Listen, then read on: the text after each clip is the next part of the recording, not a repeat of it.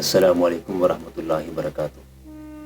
اور میں یہ کس طرح یقین کر لوں کہ تم میری ہمدرد ہو اور میرے ہی خلاف جاسوسی نہیں کر رہی؟ رضی خاتون نے پوچھا۔ خادمہ کے ہونٹوں پر مسکراہٹ آ گئی۔ رضی خاتون کو گہری نظروں سے دیکھتے ہوئے بولی، اگر میں کوئی امیر کبیر عورت ہوتی، کسی محل کی شہزادی ہوتی، کسی شہزادے کی بیوی ہوتی اور میری حیثیت آپ جتنی ہوتی، تو آپ مجھ سے ایسا سوال کبھی نہ پوچھتی۔ آپ ہر جھوٹ کو سچ مان کر دھوکے کا شکار ہو جاتی۔ میری حیثیت ایسی ہے کہ میرا سچ بھی جھوٹ لگتا ہے۔ کیا آپ کو ابھی تجربہ نہیں ہوا؟ یہ صداقت اور جذبہ صرف غریبوں کے دلوں میں رہ گیا ہے۔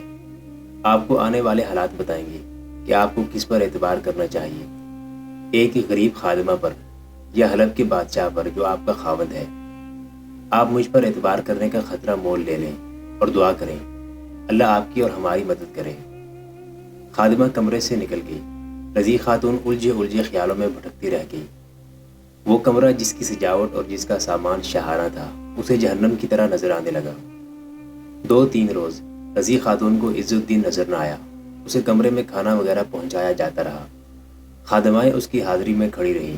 اس کے آرام اور دیگر ضروریات کا خیال اس طرح رکھا جاتا جیسے وہ کوئی ملکہ ہو، مگر یہ شہنشاہی اسے ذہنی اذیت دے رہی تھی۔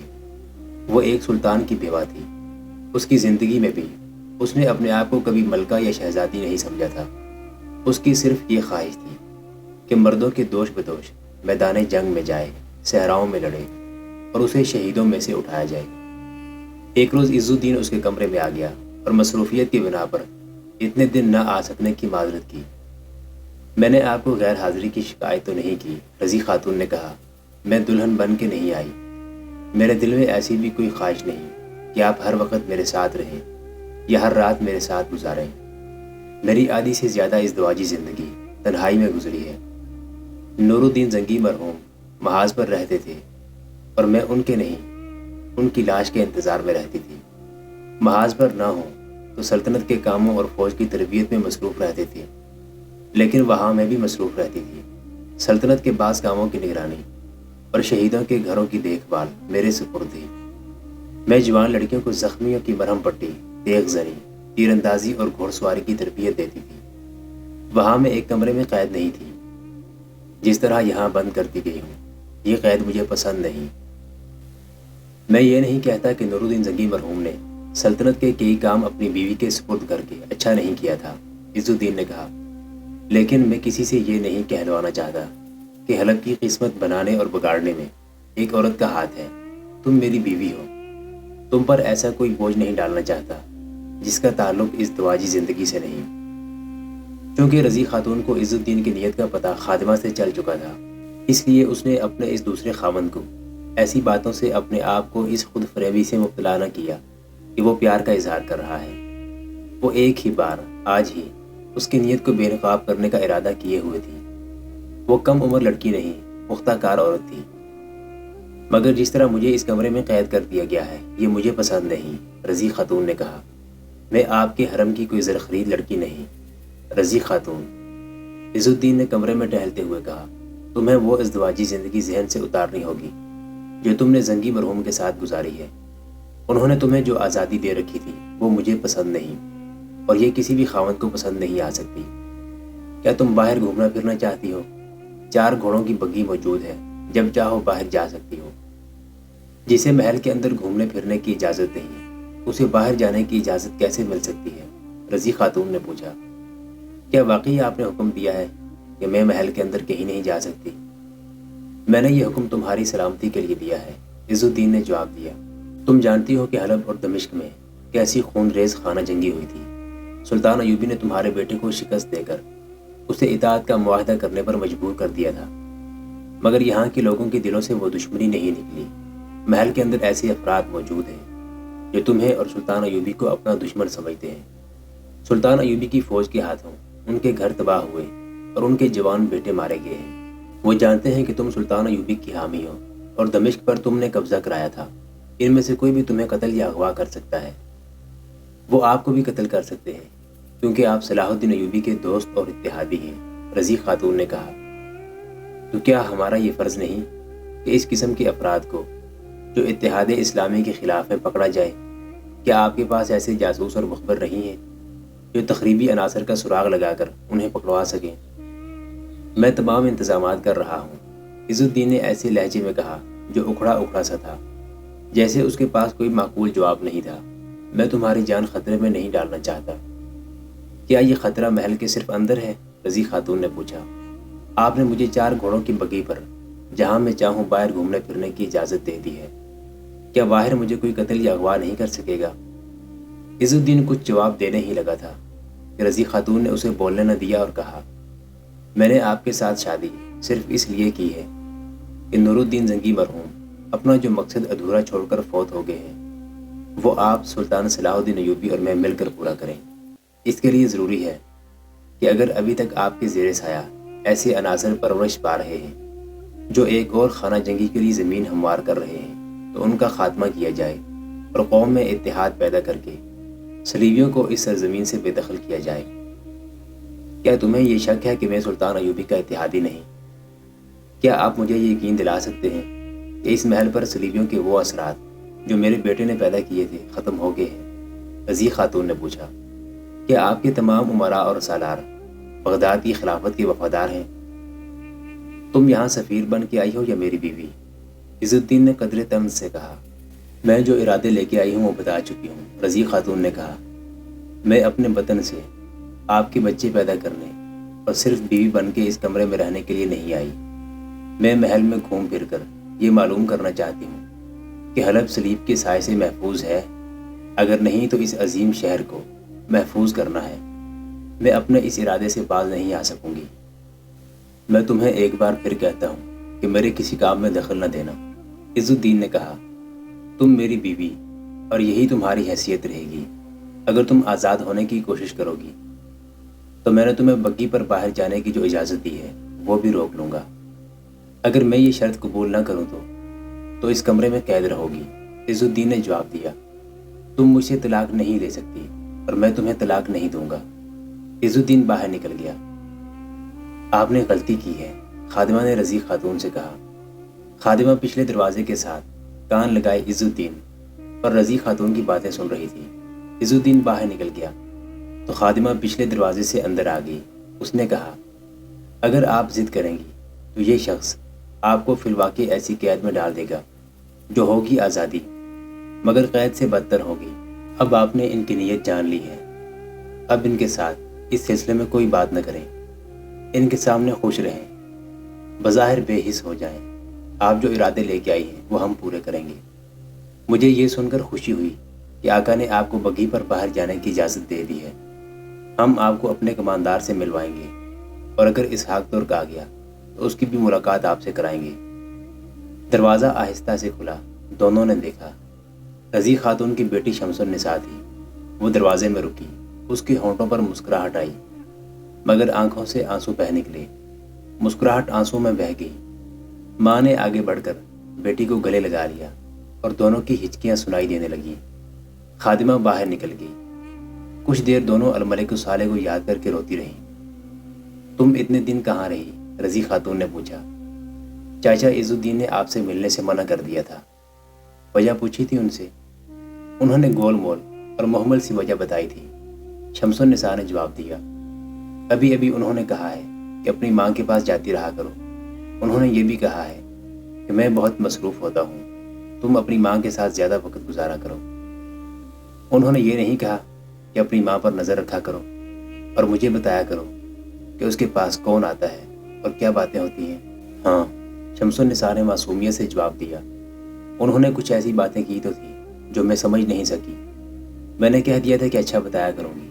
انہوں نے یہ بھی کہا تھا کہ تمہاری ماں ضدی، وہمی اور جھگڑالو معلوم ہوتی ہے، اسے یہ بتایا کرو کہ میں بہت مصروف اور پریشان رہتا ہوں۔ سنو بیٹی، رضی خاتون نے کہا، اب یہ معصومیت اور بھولپن ترک کر دو، تم جوان ہو گئی ہو۔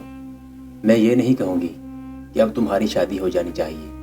مجاہدوں کی بیٹیوں کے ہاتھ پر لہو کی مہندی لگا کرتی ہے، زندہ قوموں کی بیٹیوں کی ڈولی کم ہی اٹھا کرتی ہے، ان کی لاشیں میدان جنگ سے اٹھائی جاتی ہیں۔ تمہاری بد نصیبی یہ ہے کہ تم اپنے بھائی اور اس کے مشیروں کے سائے میں پل کر جوان ہوئی ہو۔ یہ سب غدار ہیں، تمہارا بھائی بھی غدار تھا۔ تم نے اپنے بھائی کی فوج کو اپنے باپ کی فوج اور صلاح الدین ایوبی کے خلاف لڑتے دیکھا ہے۔ تمہارا بھائی، جسے میں اپنا بیٹا کہنے سے شرمندگی محسوس کرتی ہوں، صلیبیوں کا دوست تھا، ان صلیبیوں کا دوست جو تمہارے مذہب کے دشمن ہیں۔ تمہارا باپ ساری عمر ان کے خلاف لڑتا رہا ہے۔ بھائی الصالح کہا کرتا تھا کہ صلیبی بڑے اچھے لوگ ہیں۔ شمس النساء نے کہا۔ وہ صلاح الدین ایوبی کے خلاف باتیں کیا کرتا تھا۔ ماں نے شمس النساء کو بتایا کہ صلیبیوں کے عزائم کیا ہیں اور یہ بھی کہ ان کی دوستی میں بھی دشمنی ہے۔ رضی خاتون بولتی جا رہی تھی اور شمس النساء کی آنکھیں کھلتی جا رہی تھیں۔ ماں کا ایک ایک لفظ بیٹی کے دل میں اترتا جا رہا تھا۔ اس میں مامدہ کا سحر بھی شامل تھا، جس سے بیٹی مسحور ہوتی جا رہی تھی۔ مسلمان کا کوئی دوست نہیں، رضی خاتون نے کہا۔ دنیا کی ہر وہ قوم جو رسول خدا صلی اللہ علیہ وسلم کا کلمہ نہیں پڑھتی، مسلمانوں کی دشمن ہے، اور ان کی دشمنی کی سب سے زیادہ خطرناک صورت ان کی دوستی ہے۔ صلیبیوں نے حلب، موصل اور حران کے امراء سے دوستی کر کے ہماری قوم کو دو دھڑوں میں کاٹ دیا ہے۔ تمہارا بھائی ان کے ہاتھوں میں کھیلتا رہا۔ خدا اور اس کے رسول صلی اللہ علیہ وآلہ وسلم کا حکم یہ ہے کہ امت کا دھڑوں میں تقسیم ہونا گناہ ہے، کیونکہ یہ تقسیم دھڑوں کو آپس میں لڑاتی ہے۔ قرآن کا حکم بالکل واضح ہے کہ کفار کے مقابلے میں سیسا پلائی ہوئی دیوار بنے رہو، مگر کفار نے عیاشی کا سامان مہیا کر کے اس دیوار میں شگاف ڈال دیے تھے۔ شیطان کی باتوں میں جادو کا اثر ہوتا ہے۔ عورت، شراب، زر و جواہرات اور بادشاہی کے خواب انسان کو گہری نیند سلائے رکھتے ہیں۔ شیطان کا یہ کام صلیبیوں نے کیا۔ میں نے یہ سب اپنی آنکھوں سے اس محل میں دیکھا ہے۔ شمس النساء نے کہا۔ میں اس وقت چھوٹی تھی، کچھ سمجھ نہیں سکی۔ مجھے جب بھائی الصالح نے سلطان صلاح الدین ایوبی کے پاس عزاز کا قلعہ مانگنے کے لیے بھیجا تھا تو میں ہنستی کھیلتی یہاں کے سالاروں کے ساتھ سلطان کے پاس گئی تھی۔ مجھے کسی نے نہیں بتایا تھا کہ یہ سب کیا ہو رہا ہے۔ مجھے یہ معلوم نہیں تھا کہ خانہ جنگی تھی جو صلیبیوں کی کارستانی تھی۔ مجھے کچھ بھی معلوم نہیں تھا ماں، مجھے بتاؤ، مجھے بتاؤ۔ ہاں بیٹی، غور سے سنو۔ رضی خاتون کی آنکھوں میں آنسو آ گئے۔ اس محل میں ابھی تک شیطان کی حکمرانی ہے۔ عز الدین نے میرے ساتھ شادی کر کے مجھے اپنی بیوی نہیں، اپنا قیدی بنایا ہے۔ میں نے یہ شادی صرف اس لیے قبول کی تھی کہ خانہ جنگی کے امکانات کو ختم کر کے قوم میں اتحاد پیدا ہو اور صلیبیوں کے خلاف محاذ آرائی کی جا سکے۔ مگر میں نے زندگی میں پہلی بار دھوکہ کھایا ہے، اور یہ بھی معمولی سے دھوکہ نہیں۔ میں اسی صورتحال میں اپنے عزم کی تکمیل کروں گی۔ اس کے لیے مجھے تمہارے ساتھ اور تعاون کی ضرورت ہوگی۔ مجھے بتائیں، شمس النساء نے کہا۔ آپ پہلی بار دھوکے میں آئی ہیں اور میں پہلی بار اصل صورتحال سے آگاہ ہوئی ہوں۔ یہ بتا دیں کہ مجھے کیا کرنا ہے۔ جاسوسی، رضی خاتون نے کہا اور اسے تفصیل سے ہدایات دینے لگی۔ شمس النساء جب اس کمرے سے نکلی تو اس کی ذات اور اس کے خیالات میں انقلاب آ چکا تھا۔ وہ اس کمرے میں داخل ہوئی تھی تو بے پرواہ اور کھلنڈری سی لڑکی تھی۔ جب کمرے سے نکلی تو اللہ کی راہ میں قربان ہونے والی مجاہدہ تھی۔ آپ کو کس نے بتایا ہے کہ میری ماں جھگڑالو اور وہمی ہے؟ شمس النساء نے عز الدین سے کہا۔ آپ جانتے ہیں کہ ان کی زندگی کیسی گزری ہے۔ وہ آپ کو بھی میرے باپ نور الدین زنگی مرحوم جیسا نامور جنگجو اور مجاہد اسلام بنانا چاہتی ہے۔ وہ میرے کاموں میں دخل دینا چاہتی ہے۔ عز الدین نے کہا۔ اسے یہ وہم ہے کہ میں صلیبیوں کا دوست ہوں۔ میں نے انہیں روک دیا ہے، شمس النساء نے کہا، اور ان کا یہ وہم بھی دور کر دیا ہے کہ آپ صلیبیوں کے دوست ہیں۔ انہیں غلط نہ سمجھے، ان پر غیر ضروری پابندیاں عائد نہ کریں۔ میں نے کوئی پابندی عائد نہیں کی، عز الدین نے کہا۔ بگی ہر وقت موجود ہے، اپنی ماں کو جب چاہو سیر کرانے لے جایا کرو۔ ان کے درمیان اسی موضوع پر باتیں ہوتی رہیں۔ عز الدین نے شمس النساء کی باتوں کو سچ مان لیا۔ یہ باتیں عز الدین کے دفتر میں ہو رہی تھی۔ شمس النساء وہاں سے نکلی تو باہر عامر بن عثمان کھڑا تھا۔ اس کی عمر ابھی 30 برس نہیں ہوئی تھی۔ وجیح اور بڑا ہی پرکشش جوان تھا۔ تیر اندازی اور تیغ زنی میں اس کا مقابلہ کوئی کم ہی کر سکتا تھا۔ دماغ کا بھی تیز تھا۔ وہ الملک الصالح کے خصوصی محافظ دستے کا کماندار تھا۔ اسی عمر میں اسے جسمانی اور ذہنی چستی کی بدولت اتنا بڑا عہدہ اور نازک ذمہ داری دے دی گئی تھی۔ اس کی رہائش محل کے اندر ہی تھی۔ تھوڑے ہی عرصے سے وہ شمس النساء میں دلچسپی لینے لگا تھا۔ شمس النساء کو پہلے ہی وہ اچھا لگتا تھا۔ اس لڑکی میں کھلنڈرا پن سا تھا۔ اسے باپ کی عظمت اور عزم سے کسی نے کبھی آگاہ نہیں کیا تھا۔ اسے محل میں بے ضرر سمجھا جاتا تھا۔ اس کا بھائی مر گیا تو عز الدین نے بھی اسے بھولی بھالی اور کھلنڈری لڑکی سمجھ کر آزادی دیے رکھی، اس لیے وہ عامر بن عثمان سے ملتی ملاتی رہی۔ اب وہ جوان ہو گئی تھی، عمر 16 برس تھی۔ اس دور میں لڑکیاں قد کاٹ کے لحاظ سے عمر سے زیادہ جوان لگتی اور بعض اسی عمر میں 1-2 بچوں کی مائیں بن جایا کرتی تھی۔ شمس النساء تو حکمران خاندان کی شہزادی تھی، اپنے قدرتی حسن سے کچھ زیادہ ہی حسین لگتی تھی۔ عامر بن عثمان میں اس کی جو دلچسپی تھی اس کا رنگ بدل چکا تھا۔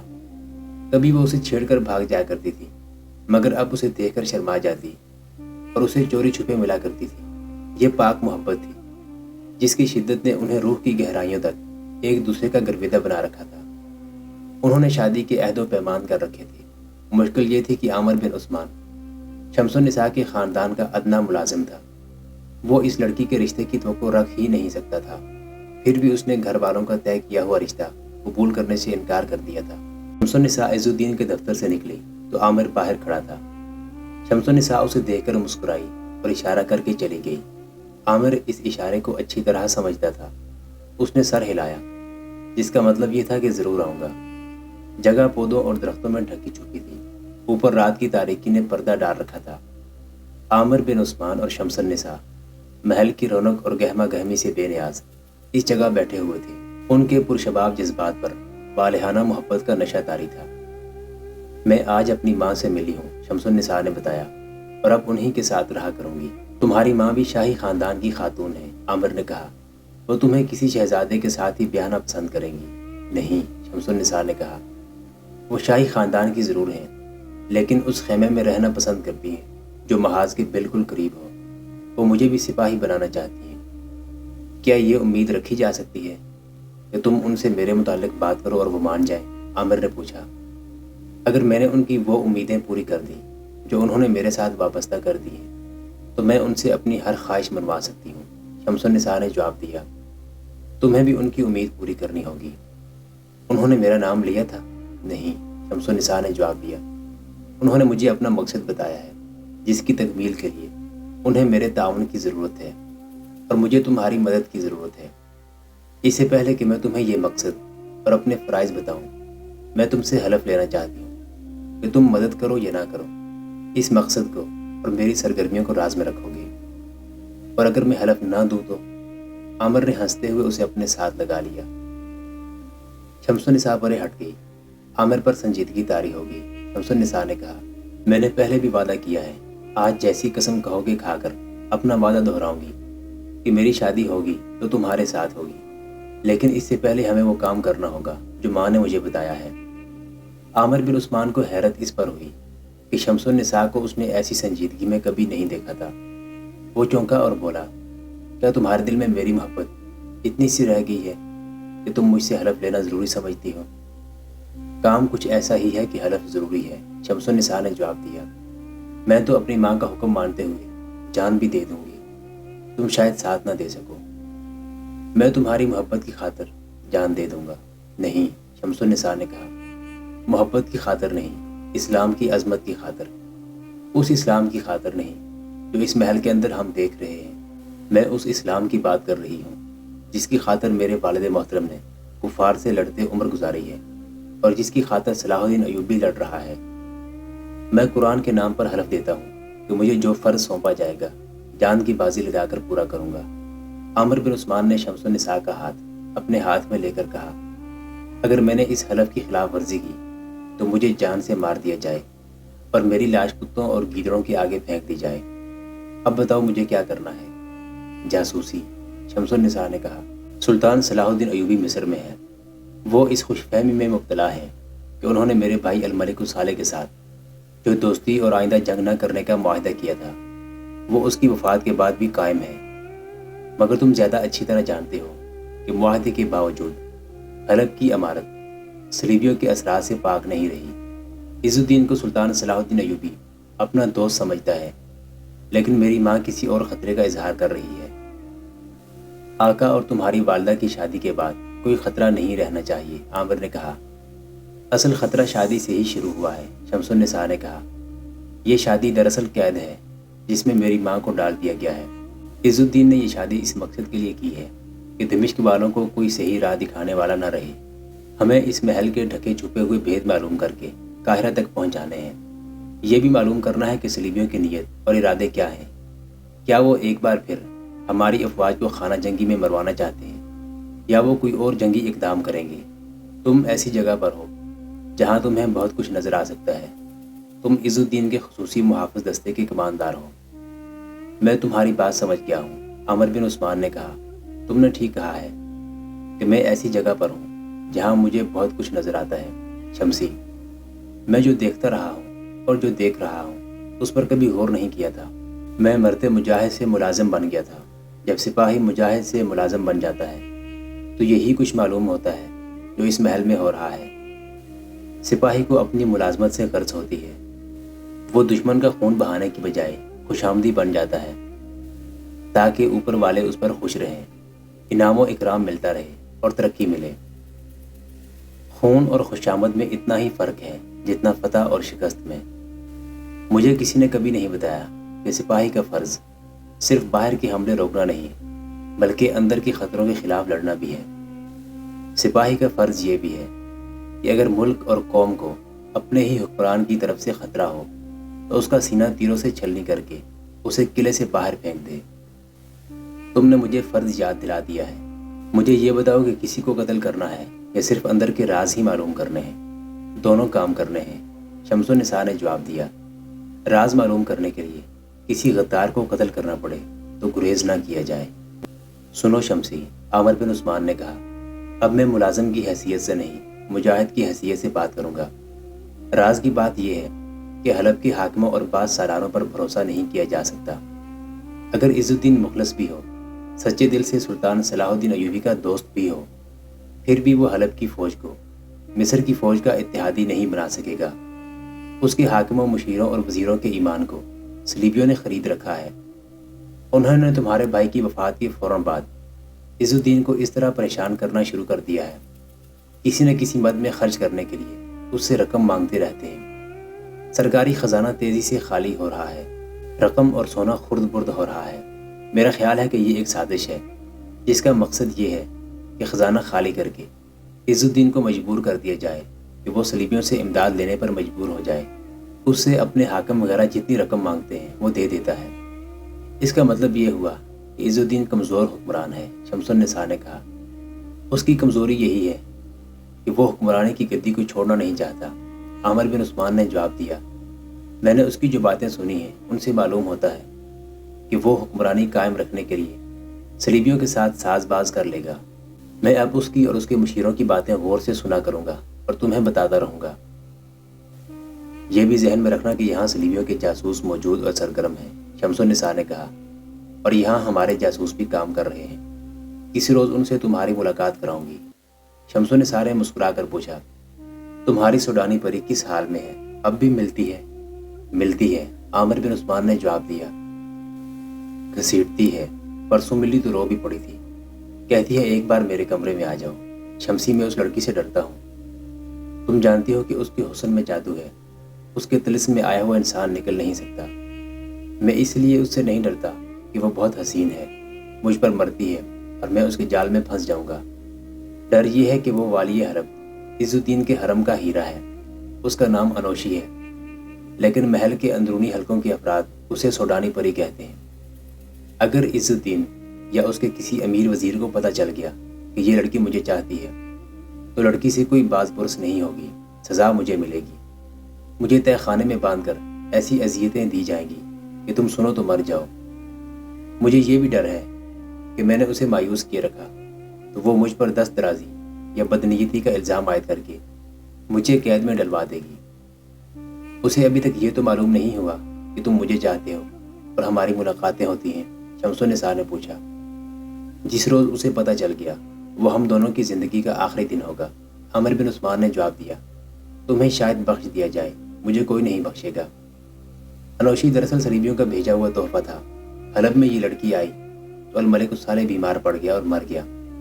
عز الدین نے آ کر حلب کی حکومت سنبھالی تو حکام نے انوشی اس کی خدمت میں پیش کی۔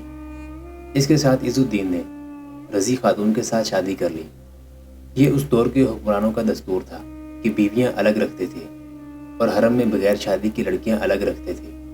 صلیبیوں اور یہودیوں نے مسلمان امراء وزراء کی اس تباہ کن عادت کو اور زیادہ پختہ کرنے کے لیے انہیں اپنی لڑکیاں تحفے کے طور پر پیش کرنی شروع کر دی تھی۔ پھر ان لڑکیوں میں انہوں نے جاسوسی کے فن کی تربیت یافتہ لڑکیاں بھیجنے کا سلسلہ شروع کیا۔ انہیں رقابت اور فتنہ فساد پیدا کرنے کی بھی تربیت دی گئی تھی۔ انوشی ایسی ہی تربیت یافتہ لڑکی تھی۔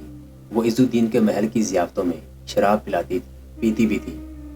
اس نے حلب کے 2 ایسے حاکموں کو اپنے حسن اور فریب کے جال میں پھانس لیا تھا جو حلب کی قسمت بنا بھی سکتے تھے، بگاڑ بھی سکتے تھے۔ وہ عز الدین کے تو اعصاب پر غالب آ گئی تھی۔ وہ سراپا بدی تھی اور مجسم دعوت گناہ۔ عامر بن عثمان عز الدین کے قریب رہتا تھا کیونکہ وہ خصوصی محافظ دستے کا کماندار تھا۔ اس نے عز الدین کی حفاظت کے لیے محافظ دستے کے علاوہ در پردہ انتظامات بھی کر رکھے تھے۔ اس کی نظریں عقاب کی طرح تیز اور دوربین تھیں۔ انوشی نے اسے دیکھا تو یہ خوبرو جوان اسے بہت اچھا لگا۔ اس نے عامر پر ڈورے ڈالنے شروع کر دیے، لیکن عامر اس کے ہاتھ نہ آیا۔ عامر کو معلوم تھا کہ حرم کے اس ہیرے کے ساتھ صرف بات کرتے بھی پکڑا گیا تو انجام ہولناک ہوگا۔ انوشی دوسرے تیسرے روز عامر بن عثمان سے ملتی اور والہانہ محبت کا اظہار کرتی تھی۔ عامر اسے ٹال دیا کرتا تھا۔ میں اس محل کا ملازم ہوں، عامر نے ایک روز اسے کہا تھا۔ اگر تمہارے دل میں میری سچی محبت ہے تو مجھ پر رحم کرو اور مجھ سے دور رہو۔ تمہاری طرف کوئی آنکھ اٹھا کر بھی نہیں دیکھ سکتا، انوشی نے اسے کہا۔ ایک بار میرے کمرے میں آ جاؤ۔ اسی دوران عامر اور شمس النساء کی چوری چھپے ملاقاتیں ہو رہی تھیں۔ محترم ناظرین، سلطان صلاح الدین ایوبی کی تاریخ پر مشتمل سیریز دیکھنے کے لیے چینل کو سبسکرائب ضرور کر لیں۔ گزشتہ اقساط دیکھنے کے لیے چینل پر پلے لسٹ کا وزٹ کریں۔ ویڈیو کو لائک اور شیئر ضرور کیجیے۔ آج کی قسط کے بارے میں کمنٹ باکس میں اپنی رائے سے آگاہ ضرور کریں۔ اللہ آپ کا حامی و ناصر ہو۔